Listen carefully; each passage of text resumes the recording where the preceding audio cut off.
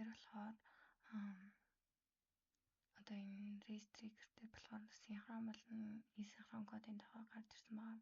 Синхрон код нь болохоор яадаг вэ гэх юм бол яг тухайн цаг мөчид зөвхөн нэг л ажил гүйцэтгэдэг бол синхрон код нь болохоор олон зэрэг ажлуудыг зэрэг гүйцэтгэж чаддаг. За тэгээ кодлын дээр болохоор синхроныг ашиглахдаа coroutine-ыг ашигладаг байгаа. Тэр нь болохоор яадаг вэ гэх юм бол синхроныг Kotlin дээр ашиглаж болдог. Ингэхдээ яадаг вэ гэх юм бол coroutine үүсгэхийн тулд launch болон async гэсэн функцүүдийг ерөнхийдөө ашиглаж болдог. Энэ хоёрын ялгаа нь гэх юм бол launch нь болохоор үр дүн буцаадгүй, async нь болохоор үр дүнгээ буцааж өгдөг ийм ялгаатай байгаа. За тийм удаа үүн дээр бол синхроноо үүсгэхдээ тэгээд мөн suspend-ийг бас ашигладаг.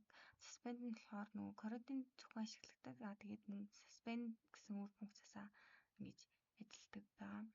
Тэгээд мөн delay нь бас тийм синхрон код шалгахад юу н хэрэглэгддэг.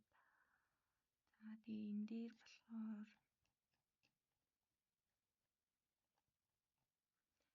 болохоор coroutine scope гэсэн ойлголт бас гарч ирдэг. Энэ маань яадаг вэ гэх юм бол coroutine-ийнхаа life cycle-ийг нь ерөнхийдөө хийж өгдөг гэсэн үг.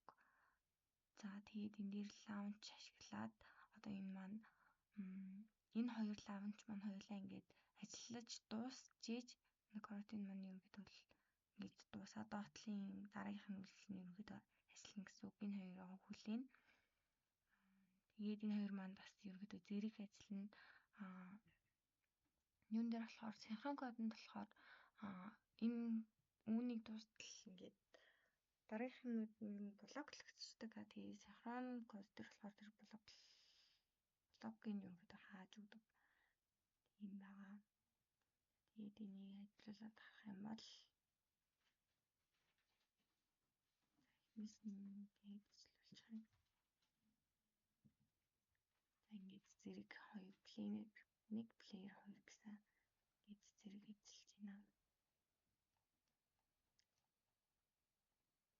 За тэгээд энэний дараагийнх нь болохоор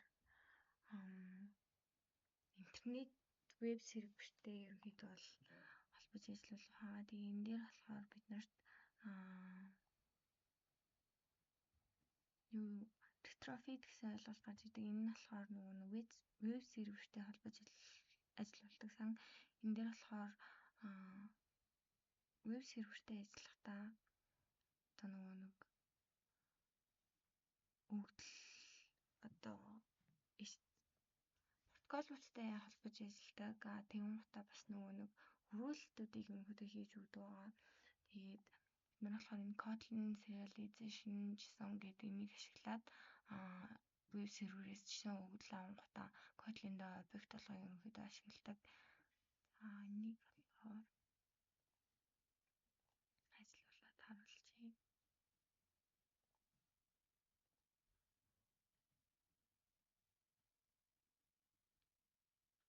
Одоо API-аас авсан JSON өгдлөө объект руу ерөнхийдөө хөрвүүлж яана гэсэн үг. Тэгээд тийм удаа энэ Mars API сервис маань ерөнхийдөө бол веб серверээс маань git гэсэн энэ одоо энийг ашиглаад зургуудаа ерөнхийдөө веб серверээс авч байгаа гэсэн үг. За энэ ингээд Mars bottom маань болохоор энэ data class дээр байна.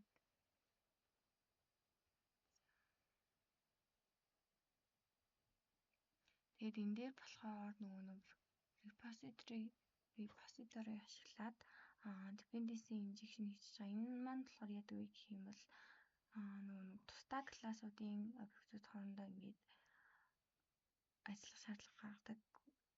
Тэгээд тэр үед нь болохоор dependency injection бол ашигладаг. Тэгэхээр энэ repository ашиглаад хоорондоо ингээд хөтлөө дамжуулалттай объектыг дамжуулаад байна гэсэн үг. За тэгээд энэ дээр бас coil sun гэж бас байгаа. Доошоо ингээд уншиж явах үед бас энэ уншиж байгаа зургийг харуулах, зураг хачаалахад алтаа гаргах зэрэг дээр бас энэ зурагтай холбоотой ажлыг тэр койл санаан дээр бас хийдэг.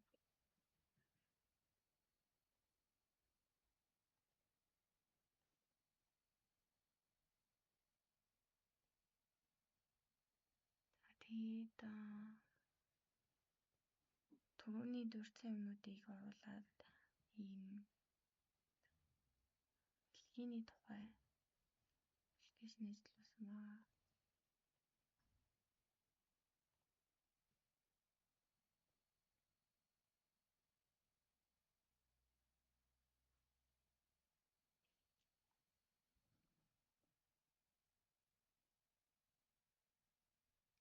Үүн дээр муу адил ингээд зураг хачаалахтаа ингэж гарч ирж байгаа. Энэ дээр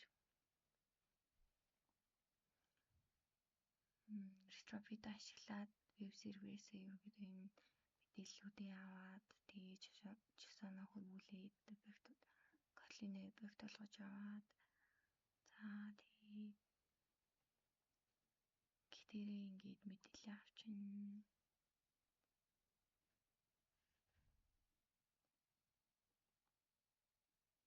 Тэгээд dependency injection бас ашигласан байгаа.